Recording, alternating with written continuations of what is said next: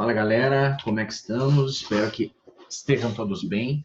Vamos dar seguimento aos nossos estudos aqui. Hoje a gente vai começar a falar sobre a ação penal. Lembra que a gente estava falando sobre investigação, sobre inquérito policial?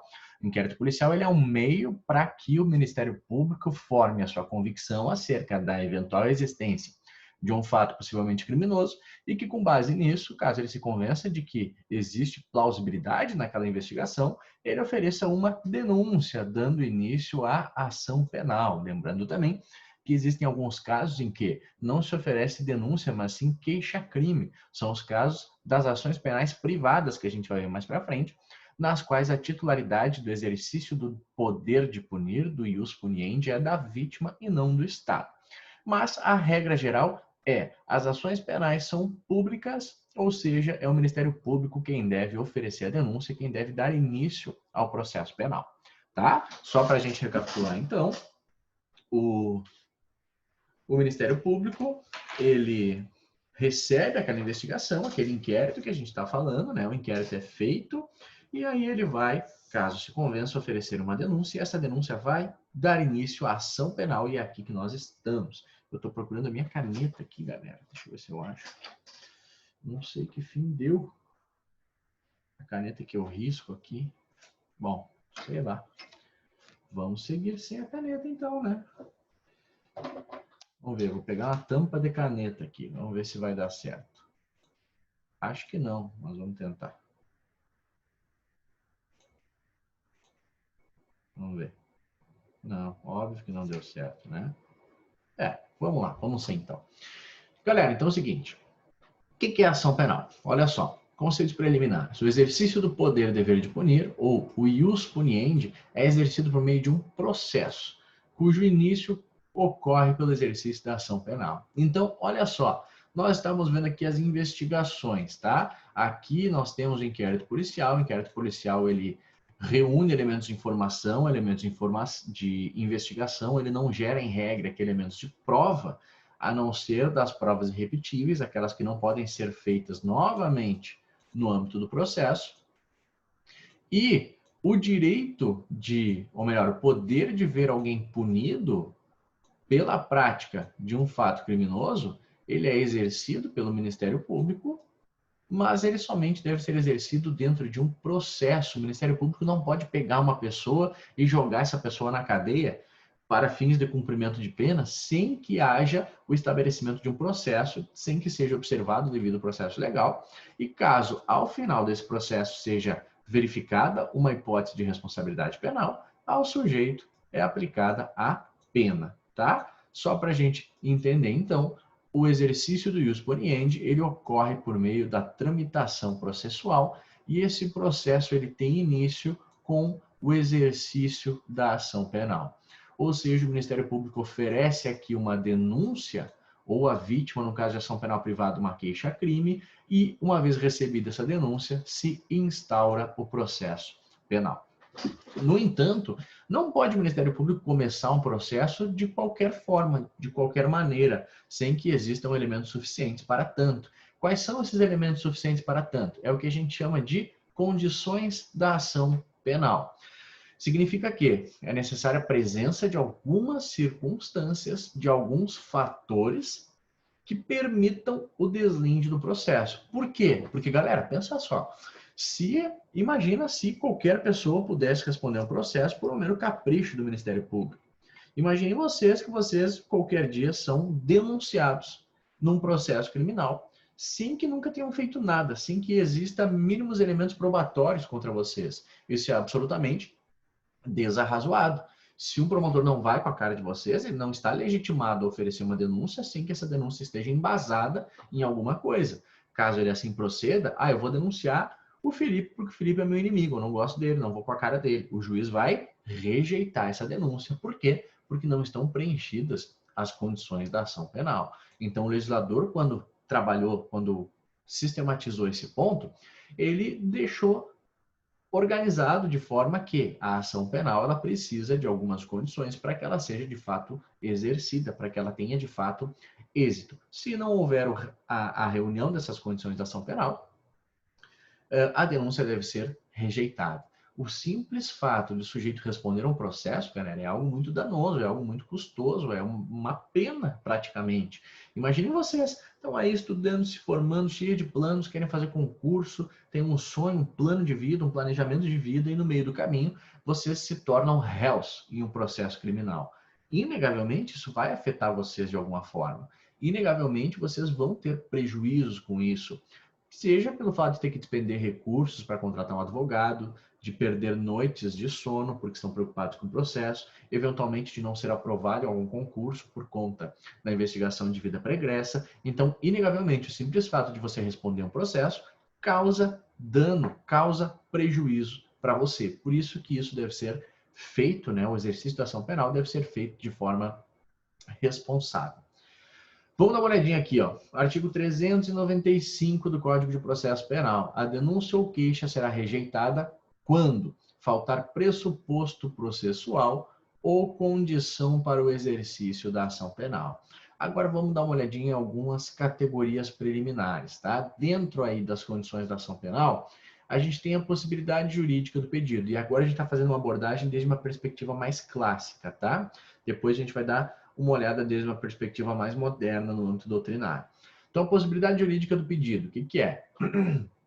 Basta que a imputação feita pelo Ministério Público esteja vinculada a um fato aparentemente criminoso. Por que aparentemente criminoso? Porque nós não temos certeza, nesse momento, se o fato é ou não realmente um crime. Ó, aqui nesse momento, no momento do oferecimento da denúncia, vige o princípio que a gente chama de indúbio pró sociedade. Ou seja, se o juiz está na dúvida, ele deve receber a denúncia, deve encaminhar o processo para possibilitar aqui a instrução, ouvir testemunhas, produzir provas, e lá no final, se ele continua na dúvida, vige aí outro princípio, que é o princípio do indúbio pro réu. Se ele permanece na dúvida, ele deve absolver o réu. Agora, se ele se convenceu de que o cara de fato cometeu um crime, de que aquela conduta de fato é uma conduta criminosa, aí ele deve condenar por meio de uma sentença. Tá? Mas só para a gente entender, então, aqui no momento da denúncia, o fato ele é um fato apenas aparentemente criminoso. Por quê? Porque a gente vai discutir se de fato tem tipicidade, se de fato tem ilicitude, se de fato tem culpabilidade. O cara matou, mas matou em legítima defesa. Então o fato não é criminoso. O cara matou, mas matou em inexigibilidade de conduta diversa. O cara furtou, mas o bem jurídico não foi afetado, a conduta dele foi insignificante. Então nós não temos aí tipicidade. Isso tudo deve ser verificado no decorrer do processo, tá? Por isso que a gente não diz que é um fato criminoso, é um fato que aparentemente é, mas ao final do processo pode ser ou não. Depois, nós temos a categoria aqui do interesse de agir. O que é o interesse de agir? É a utilização da via adequada para o exercício da ação penal e da existência de punibilidade concreta. Como assim via adequada? A gente viu, né, que nos casos das ações penais públicas, é o Ministério Público que dá início ao processo. E ele dá início ao processo oferecendo uma denúncia. Por outro lado, nas ações penais privadas, quem dá início ao processo é a vítima. E a vítima dá início ao processo oferecendo uma queixa-crime. Então, nós temos essa distinção entre denúncia, que é oferecida pelo Ministério Público, e queixa-crime, que é oferecida pelo querelante, pela vítima, pelo particular. Primeiro ponto aqui que deve ser observado, então, é a utilização da via adequada para o exercício da ação penal. Por exemplo, não pode o Ministério Público oferecer uma queixa em face de um sujeito que cometeu um homicídio. O homicídio é um crime de ação penal pública, portanto, a titularidade é do Ministério Público e o instrumento que o Ministério Público deve utilizar é a denúncia e não a queixa-crime. Além da via adequada, nós temos a punibilidade concreta. Significa que aquele processo deve ser um processo que permita, ao final, a efetiva punição do sujeito. Então, eu não posso oferecer uma denúncia contra um sujeito que supostamente teria cometido um crime se essa imputação já estava prescrita. Por quê? Porque a prescrição ela é uma hipótese de extinção da punibilidade. Logo, o juiz deve reconhecer a prescrição e extinguir a punibilidade, não dando andamento ao processo. Veja que se torna desarrazoado. É que eu ofereço uma denúncia por um fato prescrito, e depois anda todo o processo, tem audiência, as testemunhas são ouvidas, o réu é interrogado, a vítima é ouvida se houver vítima, a acusação trabalha, a defesa trabalha, o juiz trabalha, todo mundo trabalha, a gente paga o custo desse processo para, ao final, o juiz reconhecer a prescrição. Então, não faz sentido. Se não houver punibilidade concreta, aqui no começo já deve ser reconhecida a prescrição da pretensão punitiva e o processo não deve andar adiante. Um ponto importante, existe uma discussão sobre se a justa causa é ou não uma das condições da ação penal. Olha o que nos diz aqui o artigo 395, inciso 3º. A denúncia ou queixa será rejeitada quando faltar justa causa para o exercício da ação penal. A doutrina mais contemporânea, mais moderna, entende que sim, é uma condição da ação penal. Tem alguns autores que entendem que não, mas a gente vai considerar, a gente vai falar um pouquinho mais para frente sobre o que é a justa causa, e a gente deve considerar sempre o exame sobre a existência de justa causa no momento em que se avalia o recebimento da denúncia, tá? Depois a gente precisa verificar também a legitimidade ativa e a legitimidade passiva. No polo ativo de uma denúncia de uma ação penal pública, quem que nós vamos ter? O polo ativo, quem dá início é o Ministério Público. No polo passivo é aquele sujeito que é imputável e que supostamente, né, praticou a infração penal. Então é o réu. Então o Ministério Público deve oferecer uma denúncia, sendo ele o polo ativo da ação e o réu figura no polo passivo. Se nós estivermos no âmbito de uma ação penal privada, o polo ativo é o querelante, é o sujeito que está oferecendo a ação, e o polo passivo é o querelado, é aquele sujeito que está respondendo à ação. Cuidado aqui para a gente não confundir, tá? Podem eventualmente nos perguntar. O sujeito passivo da denúncia, portanto, o réu, o sujeito passivo da ação penal, o réu, ele é o sujeito ativo da infração. Ele é o sujeito ativo da infração penal porque ele cometeu o crime, em tese. Mas ele é o sujeito passivo da ação penal, ele é o réu da ação penal, tá bem? Outro ponto importante, os menores de 18 anos não podem ser sujeitos passivos de ação penal. Aquele cara que é menor de 18 anos, ele é inimputável, portanto, ele não responde a um processo crime. O sujeito que é menor de 18 anos, ele pode cometer crime? Não. Tá, mas e se ele matar alguém, se ele roubar alguém, o que acontece? Ele comete um ato infracional. Ele fica submetido às normas do Estatuto da Criança e do Adolescente. Então, o menor de 18 anos não responde a um processo crime, ele responde a um processo por um ato infracional que tem toda uma organização própria no âmbito do Estatuto da Criança e do Adolescente. Vamos dar uma olhada no artigo 27. Os menores de 18 anos são penalmente inimputáveis, ficando sujeitos às normas estabelecidas na legislação especial. Outro ponto, as pessoas jurídicas podem ser sujeito ativo de ação penal. Olha só, as fundações, associações ou sociedades legalmente constituídas poderão exercer a ação penal, devendo ser representadas por quem os respectivos contratos ou estatutos designarem, ou no silêncio destes, pelos seus diretores ou sócios gerentes. Então, o que o artigo 37 está nos dizendo? Está nos dizendo que uma empresa pode dar início a um processo criminal, devendo, evidentemente, né, ser representada pelos seus diretores, pelas pessoas que estiverem nos contratos ou nos estatutos. Mas, de novo, aqui, somente aí no caso de uma ação penal privada, seja ela própria, seja ela subsidiária da pública. E um ponto importante, cuidado também para a gente não confundir. A pessoa jurídica somente pode ser sujeito passivo, ou seja, somente pode ser réu, aqui a gente está falando, sujeito ativo, né, dá início a um processo, dá início a uma ação penal. Agora aqui, sujeito passivo somente pode responder uma ação penal, a pessoa jurídica somente pode ser ré num processo penal, nos casos de crimes ambientais. Isso de acordo com o que determina o artigo 225, parágrafo 3º da Constituição Federal, combinado com as disposições da Lei 9605, de 1998, que é a Lei dos Crimes Ambientais. Então, é possível que uma empresa seja denunciada no processo penal? Sim, é possível, desde que seja por um crime ambiental. Vamos adiante. Agora, galera, assim, ó, uma definição específica, de acordo com uma doutrina um pouco mais contemporânea. Especificamente aqui eu peguei o professor Auri Lopes Júnior. Nós temos algumas condições de ação um pouquinho diferentes ou com uma nomenclatura um pouco mais distinta. Vamos dar uma olhada nelas especificamente agora, tá? Nós temos ali primeiro a prática de um fato aparentemente criminoso, que é o fumus commissi delicti, ou seja, aquele fato que está sendo denunciado tem que ter uma roupagem, tem que ter uma aparência de criminoso, mais ou menos como fato aparentemente criminoso. Fumus commissi delicti é a fumaça do cometimento do crime. Tem que ter ali a fumaça do cometimento do crime. Então, aquele fato que está sendo denunciado precisa ser um fato que tem cara de criminoso, tem uma fumaça de um crime ali. Depois, punibilidade concreta, da mesma forma, não pode ser um fato que já tenha ocorrido a extinção da punibilidade, como, por exemplo, pela prescrição, pela decadência ou pela própria morte do agente. Não posso querer processar e condenar um cara que já morreu. Legitimidade de parte, da mesma forma, e a justa causa, que a gente vai ver com um pouquinho mais de detalhes mais para frente. Então vamos avançar aqui, galera. Olha só. Prática de fato aparentemente criminoso, fumus commissi delicti. Para o início do processo, é necessário que haja indicativos de um fato, em tese, criminoso. Atenção!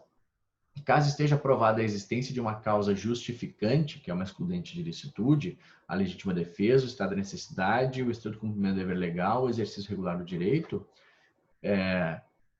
ou exculpante, que são causas de exclusão de culpabilidade, como uma inexigibilidade de conduta diversa, uma coação moral irresistível, por exemplo, é possível que a denúncia seja rejeitada.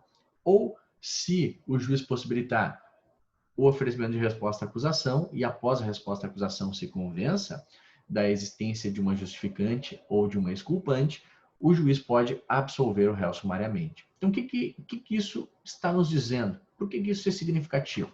Vamos imaginar o seguinte: o Ministério Público oferece uma denúncia dizendo que eu, Felipe, matei alguém. E o Ministério Público junta lá os elementos do inquérito policial dizendo, comprovando, demonstrando que eu de fato matei alguém. Então, o Ministério Público oferece a denúncia, o juiz recebe a denúncia e cita o Felipe, cita a mim para que eu ofereça a minha resposta à acusação. Na minha resposta à acusação, eu trago elementos probatórios e trago uma argumentação no sentido de que eu matei sim, mas eu matei em legítima defesa. Portanto, eu estou arguindo aqui uma excludente de ilicitude. Eu estou dizendo, juiz, eu matei. O fato ele é típico, mas ele não é ilícito, porque eu matei em legítima defesa. E eu trago provas cabais aqui de que, sei lá, daqui a pouco o cara tinha só um disparo na frente, eu trago fotos de que e documentos médicos comprovando que eu fui atingido antes, que foi apreendida uma arma na mão da vítima no momento em que foi realizado o atendimento local do crime, eu faço uma perícia comprovando e o juiz se convence.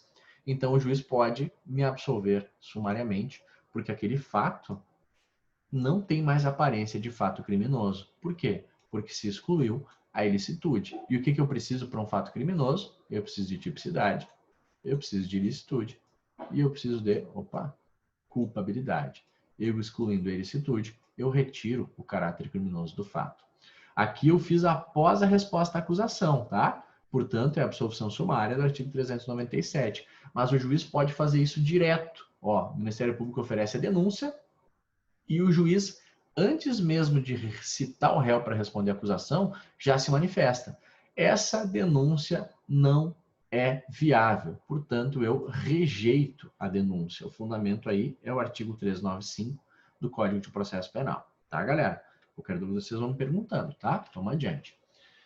Punibilidade concreta significa a inexistência de alguma causa de extinção de punibilidade. Quais são as causas de extinção de punibilidade? Elas estão dispostas no artigo 107 do Código Penal, que são os seguintes, extingue-se a punibilidade pela morte do agente, pela anistia, graça ou indulto, pela retroatividade de lei que não mais considera o fato como criminoso, pela prescrição, decadência ou perempção, pela renúncia do direito de queixa ou pelo perdão aceito nos crimes de ação privada, pela retratação do agente nos casos em que a lei admite, pelo perdão judicial nos casos previstos em lei.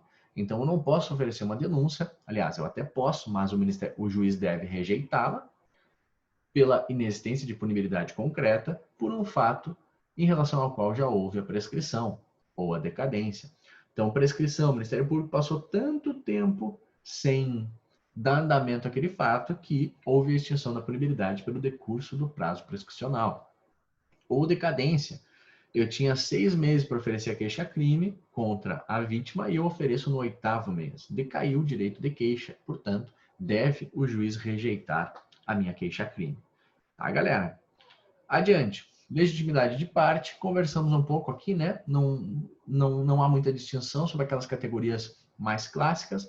A legitimidade ativa está relacionada à titularidade da ação penal, ou seja, a titularidade é do Ministério Público nas ações penais de iniciativa pública, e o Ministério Público deve utilizar um instrumento que se chama denúncia, e a titularidade é do ofendido, o ofendido é a vítima, né? Ou algum representante legal que ele eleja, nas ações penais de iniciativa privada. E o instrumento que se deve utilizar é a queixa-crime.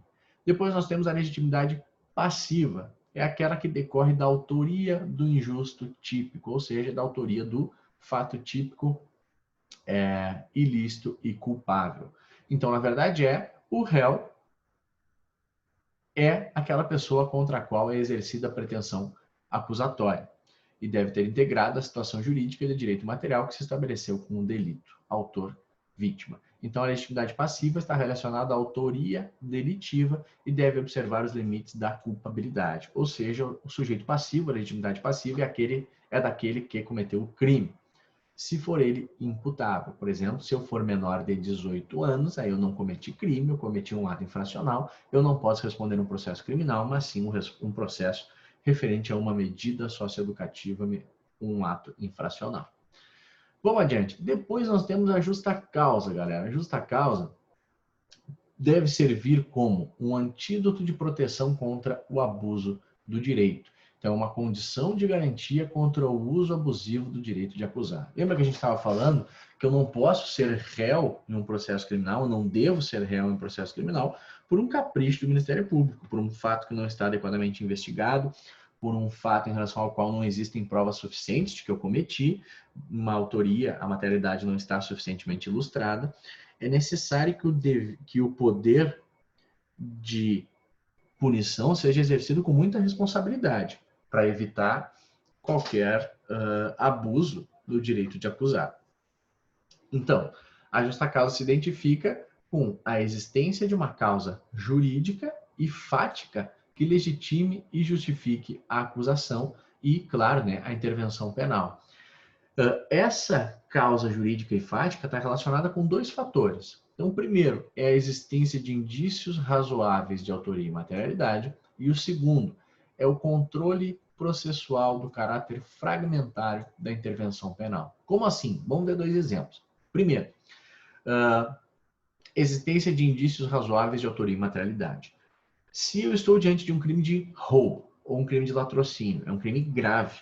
Eu roubei um patrimônio de uma pessoa exercendo violência ou grave ameaça. Ou eu roubei o patrimônio de uma pessoa causando a morte dessa pessoa. É um fato extremamente grave. Um fato que merece, com certeza, a intervenção do direito penal. O direito penal tem que regulamentar, tem que realizar uma intervenção, tem que intervir nesse tipo de comportamento. Você não pode roubar o patrimônio das pessoas e ainda mais utilizando de violência ou grave ameaça, causando a morte ou tentando causar a morte dessas pessoas. Agora, para que uma pessoa responda pelo crime de roubo, pelo crime de latrocínio, é necessário demonstrar indícios razoáveis de autoria e materialidade. Não é porque é um fato grave que eu posso denunciar qualquer pessoa. Eu preciso denunciar a pessoa que cometeu o crime. Então, lá na denúncia eu já tenho que mostrar. Existe justa causa porque há indícios de que foi o Felipe o autor do fato. A vítima reconheceu, uma testemunha disse que viu ele passando, ou ele foi encontrado na posse dos bens roubados. Então, eu tenho que demonstrar aqui indícios razoáveis de autoria e de materialidade. Se eu simplesmente denuncio uma pessoa que não tem nada a ver com o pastel, só pelo fato de ser um crime grave, o juiz deve rejeitar a denúncia. Eu vou denunciar o Felipe porque, sei lá, eu preciso denunciar alguém por esse latrocínio, por esse roubo aqui, eu acho que ele já é reincidente mesmo, eu acho que eu devo denunciar ele. Não, a denúncia precisa ser rejeitada porque não tem justa causa ante a inexistência de indícios razoáveis de autoria e de materialidade. Tá? Esse é o primeiro ponto. O segundo ponto relevante está vinculado ao caráter fragmentário da intervenção penal. O que é caráter fragmentário? Caráter fragmentário está vinculado lá ao princípio da intervenção mínima, ou o direito penal deve servir como última ratio. Lembram? Ou seja, eu somente devo chamar o direito penal quando todos os outros ramos do direito, quando todas as outras áreas do direito forem insuficientes para regulamentar aquele comportamento, forem insuficientes para resolver aquele problema. Então, deve ocorrer uma lesão efetiva, uma lesão concreta ao bem jurídico. Então, por exemplo, num fato de, por exemplo, sei lá, vamos pensar num crime aqui ambiental. Digamos que o dano seja mínimo. Eu tenha pisado, danificado a planta ornamental de um vizinho, de forma culposa. Sem querer, eu derrubei uma planta que ornamentava a residência dele e eu causei esse dano ambiental. O Ministério Público tem indícios razoáveis de autoria e materialidade, de que fui eu que cometi esse fato. Aliás, eu confessei, não, sim, me atrapalhei, bati ali e derrubei.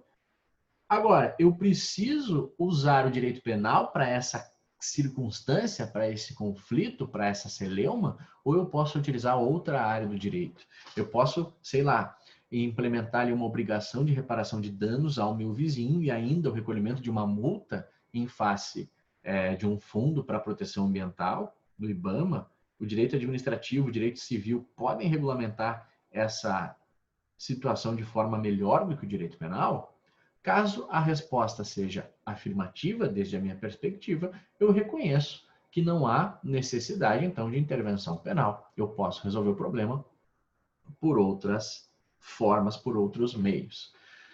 Vamos dar uma olhada aqui. Existência de indícios razoáveis de autoria e materialidade. Então, deve a acusação ser portadora de elementos informativos que justifiquem a admissão da acusação e o custo que representa o processo penal em termos de estigmatização e penas processuais. Não há que se confundir esse requisito com a primeira condição da ação, que é o fumus comissi delicti. Lá, naquele momento, se exige a fumaça da prática do crime, no sentido de demonstração de que a conduta é aparentemente típica, aparentemente ilícita e aparentemente culpável. Aqui, a análise deve recair sobre a existência de elementos probatórios de autoria e materialidade. Então, lá naquele primeiro momento do fato aparentemente criminoso, a primeira condição da ação que a gente viu, nós fazemos uma análise abstrata sobre a conduta. Essa conduta que está sendo imputada é uma conduta que aparentemente reúne tipicidade, ilicitude e culpabilidade. Aqui na justa causa, na perspectiva de filtro processual penal, a gente verifica o seguinte: aquela conduta aparentemente criminosa pode ter sido cometida pelo Felipe? Se a resposta for sim, nós temos a existência de indícios razoáveis de autoria e materialidade. Se a resposta for não, nós não temos, tá? E o 4.2, controle processual fragmentário da intervenção penal, significa que a causa de natureza penal existente deve justificar o imenso custo do processo e as diversas penas processuais que ele contém. O processo penal é coisa séria, é coisa que gera um dano grande para todos os envolvidos e por isso deve somente ser realizado numa hipótese estritamente necessária. Para a gente encerrar, galera, nós temos algumas outras condições da ação, tá? Que se chama de condições específicas da ação. Então, a gente viu condições genéricas, que precisam ter em todos os processos penais. Em alguns casos, se exige algumas condições específicas, como, por exemplo, nos casos das ações penais públicas condicionadas. Nós temos as ações penais públicas condicionadas à representação da vítima ou condicionadas à requisição do ministro da Justiça. Então, em alguns casos, nesse que a gente falou, das ações penais públicas condicionadas, a legislação exige que, para que ocorra de fato o exercício da ação penal e para que se tenha início o processo, algumas condições de procedibilidade sejam verificadas. Especificamente nesse caso, a representação da vítima, que nada mais é do que uma autorização que a vítima dá para o Ministério Público. Essa autorização não tem forma prevista na legislação, então ela pode ser feita por escrito, ela pode ser feita oralmente, reduzida a termo. Quando a gente vai registrar um boletim de ocorrência por um fato de ação penal pública condicionada à representação, por exemplo, uma lesão corporal simples, uma lesão corporal leve, no boletim de ocorrência já perguntam, deseja representar? Sim. Se eu responder sim, está feita a minha representação. Não significa que eu não possa me retratar. Eu posso mudar de ideia, eu posso me retratar da minha representação. Então, quando eu digo sim, estou representando, eu estou autorizando o Ministério Público a denunciar o sujeito que me agrediu, no caso da lesão corporal leve. Agora eu posso novamente manifestar perante o Ministério Público dizendo, olha só, eu quero retirar a representação, eu não quero que você denuncie o cara. Eu posso fazer isso até o momento do oferecimento da denúncia, tá? E a requisição do ministro da Justiça é quando o ministro da Justiça, em alguns casos específicos, como por exemplo, caso de crime contra a honra do presidente da República, por exemplo, ele somente pode ser procedido mediante requisição do ministro da Justiça. Ou seja, o ministro da Justiça tem que formular um pedido para que se dê início a essa ação penal. Vamos dar uma olhadinha em alguns exemplos aqui, ó, artigo 145. Nos crimes previstos neste capítulo, somente se procede mediante queixa. Então, esse é um caso de ação penal privada, salvo quando, no caso do artigo 140, parágrafo 2º, da violência resulta lesão corporal. Parágrafo único, procede-se mediante requisição do ministro da Justiça, no caso do inciso 1º do artigo 141 deste Código, e mediante representação do ofendido, no caso do inciso 2º do mesmo artigo, bem como no caso do parágrafo 3º deste Código. Então, olha só, aqui, ó, essa expressão me dá a entender que nós estamos diante de uma ação penal privada, tá? Então, não é o nosso caso aqui, porque a gente está vendo as ações penais públicas condicionadas, as condições específicas de procedibilidade, que são essas duas aqui de baixo do parágrafo único, tá? Procede-se mediante requisição do ministro da Justiça, no caso do inciso 1º do caput do artigo 141 deste Código, e mediante representação do ofendido, portanto, a representação da vítima, no caso do inciso 2º do mesmo artigo, bem como no caso do parágrafo 3º do artigo 140 deste Código. Aí a gente teria que ir lá, né, para o artigo 141, para o artigo 140, para ver quais são as infrações penais. Mas o que eu quero mostrar para vocês é como que esses institutos aparecem. Eles aparecem assim para a gente. Se houver isso, a gente sabe que está diante de representação ou requisição do ministro da Justiça, então ação penal pública condicionada. Se não houver nada, ação penal pública incondicionada. E se houver essa disposição, ela é ação penal privada, tá? Um outro ponto importante, nas ações privadas, é imprescindível que a gente apresente uma procuração com poderes especiais. O que são poderes especiais? São, na procuração que eu pegar do meu cliente, no caso de uma ação penal privada, no caso de uma queixa-crime, eu tenho que narrar os fatos criminosos. E eu tenho que indicar que o cliente me deu poderes especiais para ajuizar uma queixa-crime. Isso está no artigo 44 do Código de Processo Penal. Ó, a queixa poderá ser dada por procurador com poderes especiais, devendo constar do instrumento do mandato o nome do querelante e a menção do fato criminoso, salvo quando tais esclarecimentos dependerem de diligências que devem ser previamente requeridas no juízo criminal. Então, quando eu colher a assinatura do meu cliente na procuração, eu tenho que fazer uma procuração mencionando poderes especiais para oferecer queixa-crime e tenho que mencionar fato criminoso na minha procuração também, tá? Ainda estamos dentro aqui das condições específicas, tá? A entrada do agente no território nacional nos casos de extraterritorialidade da lei penal para atender à exigência contida no artigo 7º do Código Penal. Então, os casos de extraterritorialidade, ou seja, quando a lei penal brasileira pode ser aplicada a fatos cometidos no estrangeiro. É preciso que o sujeito ingresse no território nacional. Não posso ir buscar o sujeito lá fora, tá? Para aplicar a pena. Tem que esperar que ele entre. Essa disposição está no artigo 7º do Código Penal. Olha só. Ficam sujeitos à lei brasileira, embora cometidos no estrangeiro, os crimes que, por tratado ou convenção, o Brasil se obrigou a reprimir, praticados por brasileiro, praticados em aeronaves ou embarcações brasileiras, mercantes ou de propriedade privada, quando em território estrangeiro, e aí não sejam julgados. Nos casos inciso 1º, o agente é punido segundo a lei brasileira, ainda que absolvido ou condenado no estrangeiro, não nos importa aqui, a gente está falando do inciso 2º, né? No caso do inciso 2º, ó, a gente estava falando sobre essas hipóteses aqui. No caso do inciso 2º, a aplicação da lei brasileira depende do concurso das seguintes condições. entrar o agente no território nacional. E aí tem outras, né? Ser o fato punível também no país em que foi praticado, estar o crime incluído entre aqueles pelos quais a lei brasileira autoriza a extradição, não ter sido agente absolvido no estrangeiro ou não ter aí cumprido pena, não ter sido agente perdoado no estrangeiro ou por outro motivo não estar extinta a punibilidade, segundo lei mais favorável. Adiante. O trânsito em julgado da sentença anulatória do casamento no crime do artigo 236, parágrafo único do Código Penal. Então, galera, assim, ó, esse é um crime bem específico, muito difícil de aparecer na prática, que é o crime de induzimento a erro essencial e ocultação de impedimento. O que diz? Qual é a descrição típica desse crime? Ora, o artigo 236. Contrair casamento, induzindo em erro essencial o outro contraente, ou ocultando-lhe impedimento que não seja casamento anterior. Pena detenção de 6 meses a 2 anos. Então, induzindo em erro essencial o outro contraente. O que é esse erro essencial? Não sei, usem a criatividade de vocês. Mas o que nos importa é aqui o parágrafo único. Ó. A ação penal depende de queixa do contraente enganado e não pode ser intentada senão depois de transitar em julgado a sentença que, por motivo de erro ou impedimento, anule o casamento. 2 pontos relevantes. Essa é uma hipótese de queixa-crime personalíssima, ou seja, somente o contraente enganado é que pode ajuizar a queixa-crime, não pode ter aqui uma representação legal. E, condição específica de procedibilidade, não pode a queixa ser intentada, senão depois de transitar em julgado a sentença que, por motivo de erro ou impedimento, anule o casamento. Então, primeiro tem que anular o casamento, tem que esperar transitar em julgado essa anulação, depois eu posso oferecer a queixa-crime. Antes disso, eu não preenchi essa condição de procedibilidade.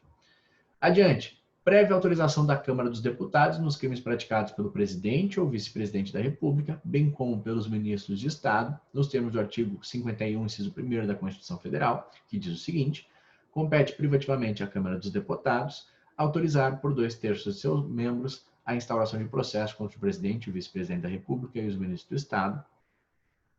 E, galera, qualquer dessas condições, se qualquer dessas condições não tiver sido preenchida, o que deve o juiz fazer? Rejeitar a denúncia ou a queixa com base no artigo 395, inciso 2º do CPP. Então, se nós não estivermos, ou melhor, se nós estivermos diante de uma denúncia sem condições gerais da ação penal ou sem condições específicas do exercício da ação penal, o que deve ser feito é a rejeição da denúncia, de acordo com o artigo 395 do Código de Processo Penal. Para a gente finalizar, vamos dar uma olhadinha aqui na disposição do artigo 395. A denúncia ou queixa será rejeitada quando for manifestamente inepta, faltar pressuposto processual ou condição para o exercício da ação penal, ou faltar justa causa para o exercício da ação penal. Beleza, galera? Essas são as posições que eu queria ver com vocês. Eu espero que vocês estejam bem. Qualquer coisa que vocês precisarem, me chamem, tá? Estou sempre à disposição. Um beijo no coração de vocês e até mais.